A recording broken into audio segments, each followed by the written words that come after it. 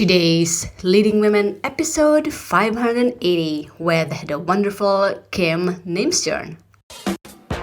Women all over the world, get ready for inspiring and empowering interviews from women at the top of their field who are kicking butt in their business and who are prepared to share shocking revelations from being in the limelight. You are now listening to Today's Leading Women with Marie Grace Berg. Podcast your passion. Yes, did you know you can podcast your passion, make a difference, and make money talking about what you love talking about? That's how I get to do what I'm doing, talking to wonderful women every day here at Today's Leading Women.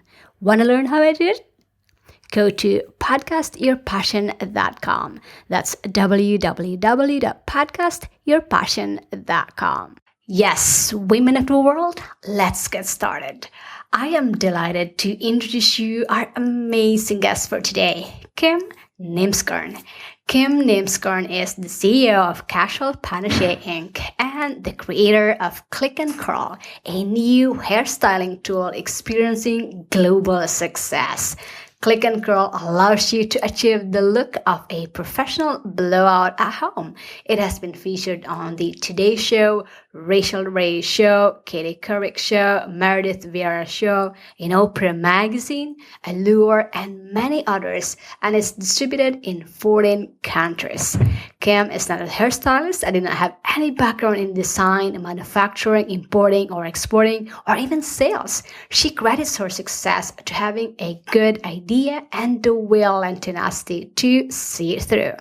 To learn more, visit www.click-n-curl.com. Again, that's www.click-n-curl.com. Women of the World, Miss Kim Nimsgern. Welcome to the show. Thank you. I'm happy to be here. I am delighted to have you on the show, and I'm sure our listeners are as well. So, Kim, I really love what you're doing with your business, especially with Click and Curl. I love that product too. You are a success in your own right. You put in the effort, the sweat equity, the knowledge, and experience to build a special business you call your own. As a result of that, our listeners really want to get to know you, and I want to provide that conduit, that bridge between you and our listeners. So here are some cool questions that we can talk about. Feel free to comment anytime about them, but these are just general questions I have in mind. Great. So let's start with your business. There might be people out there who want to start one and have no clue how to go about it. Can you tell us more about your business and the idea behind that niche? Mm-hmm. Absolutely. So I developed a product called Click and Curl, as you've mentioned, and really it was quite by surprise or accident. I had a cheap round brush that I would be using to style my hair and using it with a blow dryer like you do, and the glue would melt and the barrel would come off in my hair, which at first was frustrating, but I quickly kind of realized that I got some great body and volume when this roller would come off because it would cool and set, and I'd get results that I couldn't get with any other styling tool. And so that was kind of how the idea came to be, quite by accident. But I really set out to look for, not even to invent or create the product, but to find the product. I wanted to find a set of round brushes that had this detachable handle. So that's where my journey really began. And when I went out to Google and all the places that you go when you're looking to find a product that you want, I wasn't finding it. But what I did find was a number of photos and images of women that had round brushes, handles and all, kind of hanging from their hair. So I realized I wasn't onto a new styling technique, but the product that could give it, that the advantage, less cumbersome and easier to use, hadn't yet been created. So that's where the idea came from, really quite by accident. Now, having said that, I've been surrounded by business owners and entrepreneurs all my life. My parents owned their own business. My grandparents owned their own business. My aunts and uncles still own their own business. I married my husband who runs his own business. So that concept, wasn't foreign or odd. However, it was nothing I really ever envisioned. I had gone to school to be a mental health counselor, and that was really kind of the route I was on. But I think because I knew that it was possible and seen so many other people be successful, and my desire to learn and to find this product, I just took step by step and kept moving forward, and things fell into place. And here I am.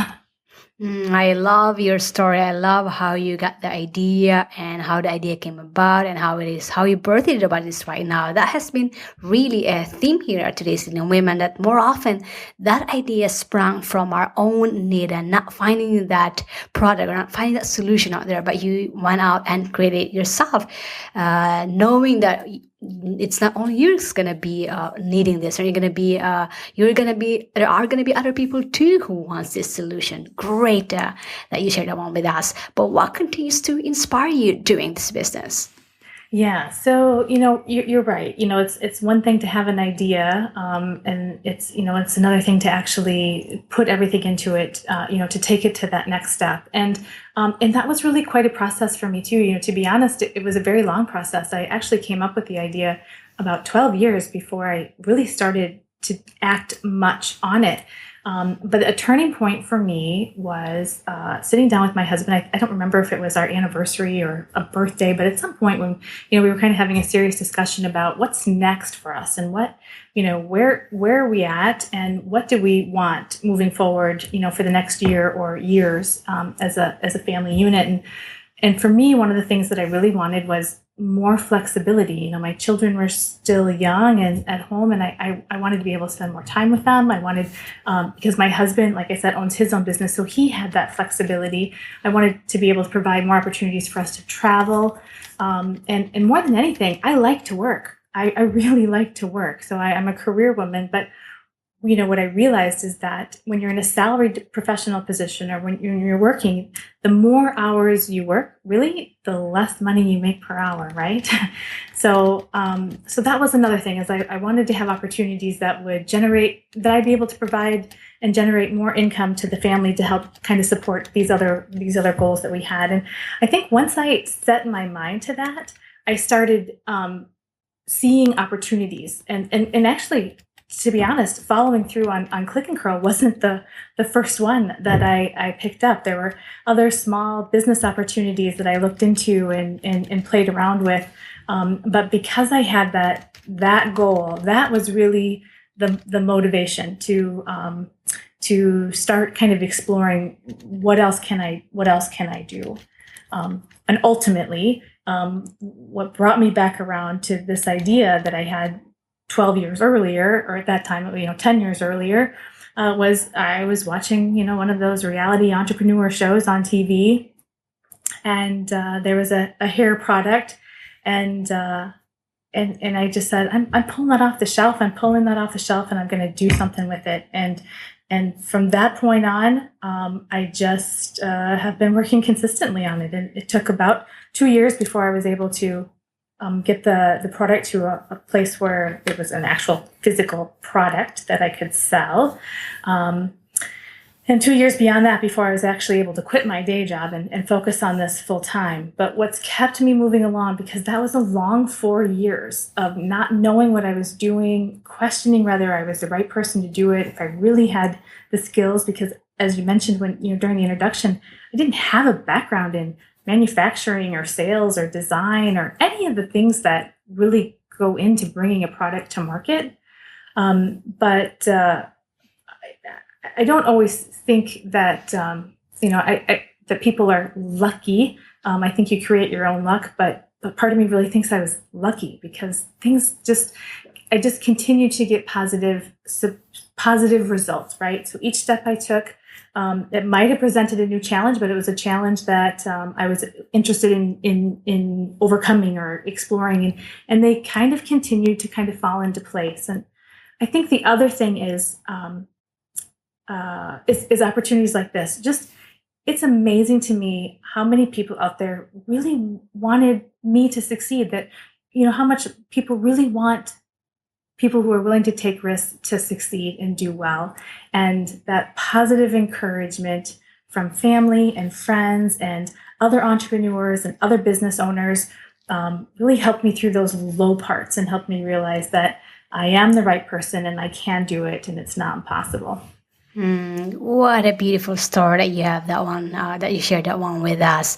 And of course, I'm sure a lot of us, we are in business to have that flexibility, that freedom that having a job cannot provide. And of course, the opportunity to serve other people through the products that we provide, through the products that we serve them with. And for example, with Kim, she has this click and curl product that is helping women really make a difference in their lives. So that's the beauty of having that vision, having that inspiration that you are providing something of value to other people. So great that you have that one with us and that you share that one with us too. But I'd love for us to talk about how you prepared for success that turned this idea or that turned this inspiration into a reality. Can you share our listeners what are some of your personality traits or your top 3 personal qualities that help you become a successful entrepreneur that our listeners can learn from? One of the things that kind of held me back in the beginning was my fear to talk about the idea. I was afraid that if it was a good idea, somebody else already came up with it. And if nobody else had come up with it, then it probably wasn't a good idea. And so there was that fear of being, laughed at or made fun of, like, who are you to think that you can do this? And then there was also the fear that if it is a good idea and I am onto something on those good days when I was feeling positive and optimistic, I was afraid that if I were to talk about it with other people, that they would be able to do it quicker or faster or better, and I'd lose my opportunity. And it wasn't until I got past that when I finally said, look, I don't have all the answers and I can't figure this out on my own. And if I don't start talking to people and asking for advice and help and assistance, it's not going to go anywhere. And that was a real turning point. And from there, good things happened. I can't tell you how many times I would be, giving a friend an update and somebody else would be hearing and saying, oh, what are you talking about? Tell me more.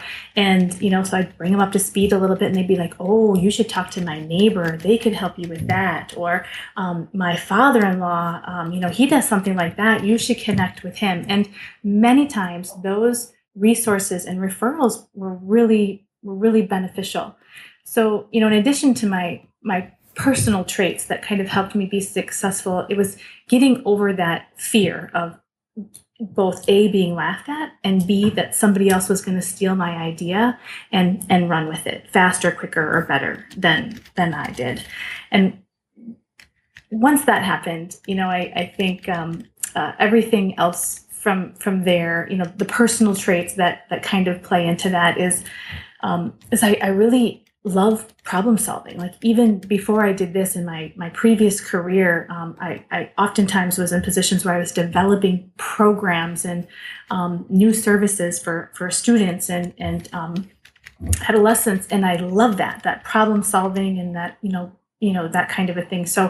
So being in this situation where everything was new and I didn't know anything and everything was kind of an obstacle and a problem, I think that the fact that I love that challenge really, really helped. The other is like I had mentioned earlier, I really like to work. I have that desire to succeed and do well at what I do. Whatever, it doesn't matter whatever I would do, I just would need to feel like I'm doing well at it. So that desire to do well, pushed me through some of those tough nights and those extra hours when I was working way more than I wanted to. And I think, positive attitude and open-mindedness, it's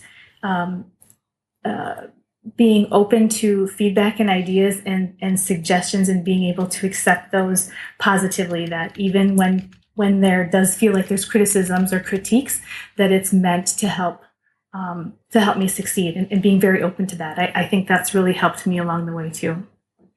So that's overcoming fear, problem solving, desire to succeed, and positive attitude. Great personal qualities or traits here that Kim just shared with us. And the good news is that we can all cultivate and adapt them into our lives. So thanks for sharing those. Now let's talk about what happened when you started your journey as an entrepreneur. As entrepreneurs, We face daily challenges that define our being, and to get through those challenges takes a very special person, and our audience wants to know that special person in you. So what have been your biggest challenges building your business, and how have you addressed or overcame those barriers to success that a lot of women entrepreneurs face today? Mm-hmm. I think one of the first ones that I realized, the biggest was the manufacturing component. I felt pretty strongly, as I think many beginning business people do, if manufacturing is involved, that I would really like to do that in the United States. That was something that I felt pretty strongly about. And quickly, realized through, talking to different manufacturers in the area that because I was self-funding that was never going to be an option for me. They were quoting, $60,000 to $100,000 just to develop the molds, and not even including the manufacturing price. And so that was, it just wasn't possible. I mean, I wouldn't have been able to bring a product with those kinds of upfront costs to market at a price that people would be able to buy it. And so I really thought at that point my journey was over, because I was pretty intimidated. I didn't know anything about manufacturing to begin with. And then to start thinking about or entertaining the idea of going down some other manufacturing routes and maybe manufacturing overseas was very scary. And again, being kind of in the right place at the right time and talking to people who had done it before and had contacts and resources, I was able to kind of pursue that. But that was definitely a scary point. And now, just actually a couple months ago, I've actually been able to travel to China and tour the factory and meet the people that manufacture the product, and that's been such a great experience too, and very cool, and put me somewhat at ease that that it's okay. It's been good. So that was one. I think the other one is I'm not a big sales person. Sales isn't fun for me. And of course, anytime you need to make a product, make money from a product, you have to sell it. And that's the biggest piece. And I'm still working on that. I'm working on my own skills, trying to get better and more comfortable with selling. But in the meantime, I've found some good sales reps. And of course, you always want to surround yourself with people who have the skills that you lack, right? So that's one of the areas that I've definitely needed to rely on others for. So it's still a challenge for me. Yes, I certainly can relate to what you shared, especially with dealing with sales and marketing and developing the skills. And I'm sure for our listeners out there who are in the same industry as Kim is, with dealing with manufacturing, if you have a product that you have to physically produce, dealing with manufacturing, I'm sure is one of those challenges. But let's learn from how Kim was able to overcome them, so that when they do happen to us, we now know what to do. And dealing with sales and marketing is an integral part of our business. And whether we like it or not, we have to learn that skill, because sales and marketing, that's how we're able to spread that message. That's how we let other people know about this product that we have, about the service that we have. And I believe too that it's a disservice for us not to let them know, because somebody out there is waiting for it. So look at it in that sense, because I look at it that way. I'm so resistant about learning sales and marketing in the beginning. But when I realized that, wow, marketing and sales is actually about letting people know about what we have, about letting them know that we have something for them that benefits their lives. That's going to make their life better, easier, and happier. So if you look at it in that concept, it makes a whole lot easier. Yes. All right, so let's switch gears for a little bit and talk about work-life balance. Being a business owner myself, maintaining a work-life balance is so crucial to overall success in life. Now, the challenge with entrepreneurs is how to click on and click off and create the work-life balance, particularly if you have a family juggling many roles. So in your life as an entrepreneur, how do you maintain this work-life balance, and what are some of the ways that you accomplish this in the areas of your health, your family, your relationships, and your business? That is such a good question, and you're right. It is such a challenge, and one that I have gotten better at, but still continue to struggle with.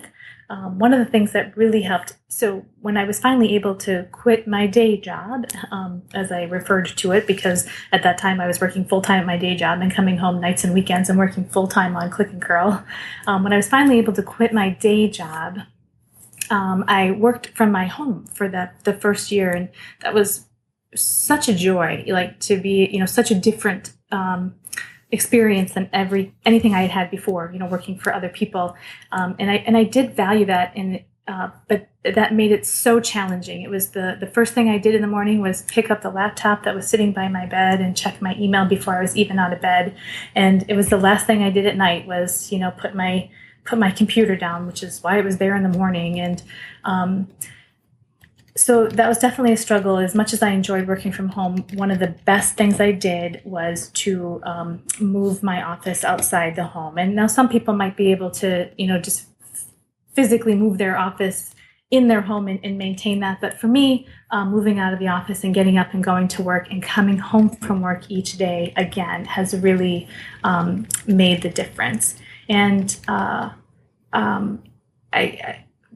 I think I have a supportive family that's helped keep me on track with that. They know that that's part of something that I wanted to do. I mean, that's what motivated me to leave the other kind of work and work for myself was to have that flexibility. So they remind me of that and kind of keep me on track as well. And more than anything, I think that helps me with that is I want the same for my employees, right? So the people that work for me, I want them to have work-life balance. And so the only way that they're going to truly believe that is if I'm modeling that.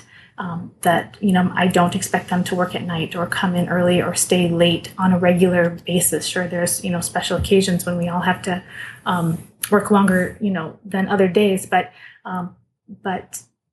knowing that I'm role modeling that so that they can have that kind of life as well has been helpful for me. I love your perspective on this. And yes, I agree with you. I mean, working from home is really a challenge, but especially for us who work from home, it's really important to have that separate workspace. And if you can move your office from home, just like what Kim just shared with us, for me, it really helped me by having that separate space at home where I know when I'm in there, I'm on a work mode. And as soon as I step out from it, I know I have to switch mode. It really helped. And of course, having a support system around you, that's really huge.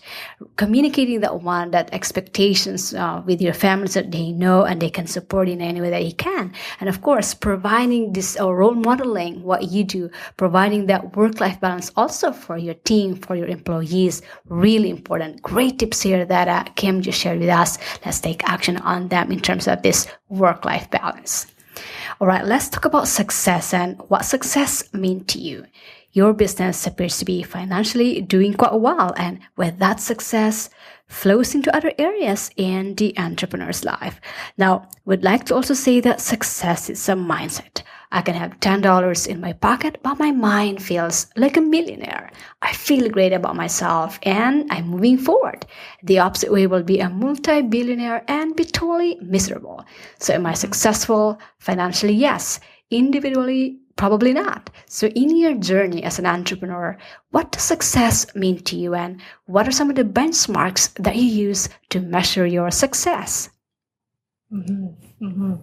again, a good question. I think one of the things that I continue to try to work on is celebrating the successes along the way, those benchmarks that I've set, or those goals that I've set, and when I reach them, to kind of celebrate that, because it is a challenge, right? As soon as you meet one, there's always another one. Your goals are always changing, but I think you're right. There's a difference between, having goals for your business and having a mindset where you feel successful. And it's hard for me really to define what that is. But I think for me, I feel successful on the days when I recognize and realize that my employees enjoy their job and doing what they do and working with me. And I really enjoy those opportunities to talk to customers, even those that didn't find Click and Curl helpful or useful, and want to return it. Oftentimes I'll take some of those calls, but I still love to have the opportunity to connect with people and for them to feel good about the experience they had with me. So for me, I think success is if the people that work with me, both my employees and customers, have enjoy that process. They enjoy working with me, and they enjoy their interactions. That feels, like success. Of course, I have some business ones too, like, there's some key retailers that I'd really like to get into. And on the day that I'm there, I'm sure I'll be super excited. But in terms of that mindset of success, I think it really kind of goes back to more of the interactions with people and how others feel and perceive their perception of the business and their interactions with our business. I love your perspective on success. Yes, absolutely. Success is also celebrating along the way, whether that be big or small. It's really important to celebrate those wins, celebrate those success, because at the end of the day, it's not those big goals that we have set for ourselves that makes us happy. Those little wins, those intangible benefits of being in business are the ones that truly make us happy. Right, I know you've given us a lot of tips already, but I'd love for us to talk about one of the highlights of our show, and that's your advice for other entrepreneurs and those aspiring to be, especially to those who want to follow your footsteps. You obviously got some lessons learned under your belt of experience, so take it back to the past. Say you're going to start all over again as an entrepreneur, and you are in a class with other entrepreneurs who are hungry and thirsty for success, or even for making that first buck. What types of special suggestions or advice and lessons that you learn would you give your fellow entrepreneurs, knowing where you came from and where you headed at? And if you can boil them down to your top 3 tips or advice, what would those 3 be?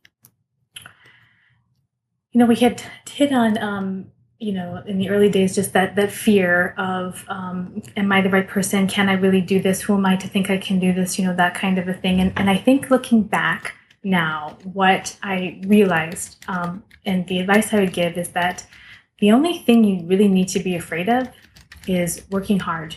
Because if you're willing to work hard, you'll get out of it what you put into it. The harder you work, the things that you're fearful of, they're not going to come to fruition, because you're going to have planned for and addressed. And if by chance something goes wrong, because it will, if you're not afraid to work hard, you're going to be able to correct it and turn it around and learn from it and pick up where you left off. So all of the things that you think you're afraid of really aren't the things that you need to be afraid of. It's hard work, and if you have that in you, and you're gonna be fine, And just go for it, because trust me, I live in a very small town in the middle of Wisconsin, and have no background in anything I'm doing. So if I'm able to do what I've done and take a product to market like I have in this small community, with the resources that we have here, certainly anybody else can. So I think it's, let go of those fears, be committed to working hard, would be the other. And the third one is, just approach it step by step. Just do the next thing. Like as I mentioned, my journey was long. From the time I came up with the idea to the time that I brought it to market, it was almost 12 years. And so, hopefully it won't take everybody that long, but, be gentle. It's a process. Just take the next step. Just do the next thing and see where that takes you. It's like eating an elephant, right? It's just one bite at a time. Absolutely. I love those tips that you shared with us. So let me just summarize them again for our listeners. So the first one is to let go of those fears. Don't let those fears hinder you from moving forward. Embrace them because they are going to be there. Fear is going to be there. The second one is to not be afraid to work hard. Having that great work ethics really pays off. And I believe in that. If you put in the effort, the time, the energy, it will pay off. The third one is to approach it step by step. I can't stress enough of this for our listeners out there, especially who are just starting out or who are in the beginning stages of their business. Really important to take small action consistently on a daily basis. Really important, and chunk them down on a step-by-step process that doesn't feel like overwhelming to you. So this tips that Kim just shared with us, let's take action on them, and I'll make sure to have them on our show notes. Last but not the least, Kim, share our listeners that one woman out there that you admire the most and why. That is such a good question. Oh, and it's hard to limit it to one. I know. Personal, of course, would be my mom. She's given me what I need. I have local people here that I really rely on. But, Sheryl Sandberg kind of comes to mind, the COO of Facebook. And I've read her book, Lean In, and it was really empowering. And it was, meaningful and validating.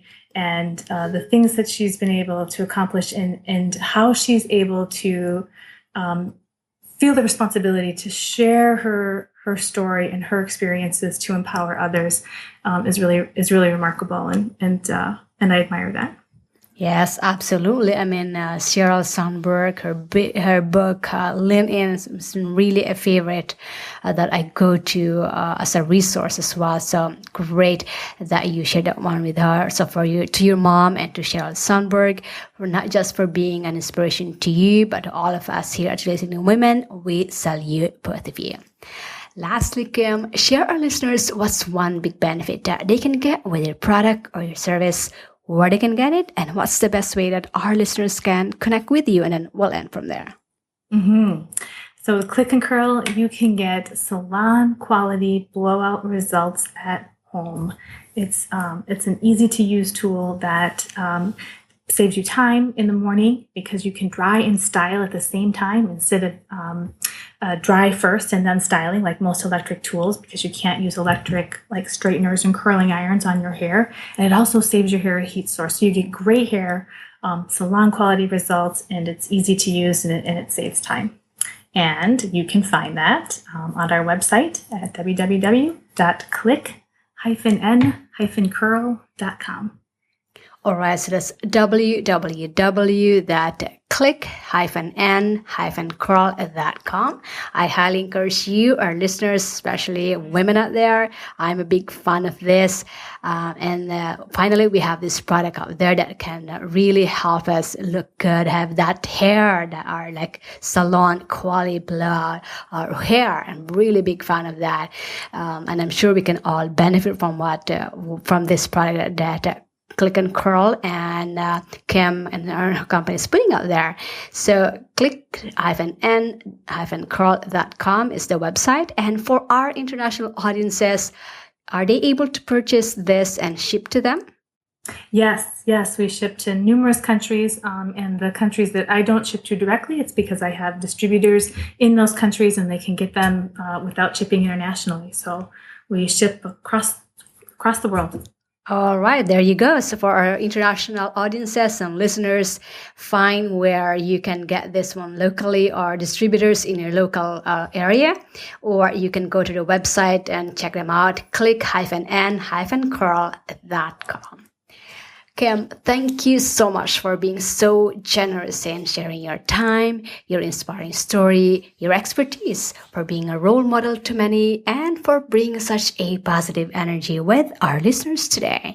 Women of the world, including me, appreciate you and wish you more success in business and in your life. Well, thank you so much. My pleasure.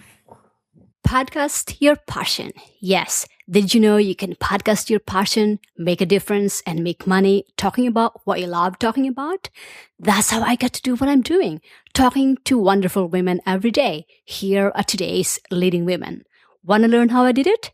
Go to podcastyourpassion.com. That's www.podcastyourpassion.com.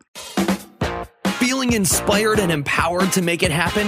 Then take the next step and go get your free guide to the top 10 resources that today's leading women use to stay at the top of their game, plus Marie's favorite today.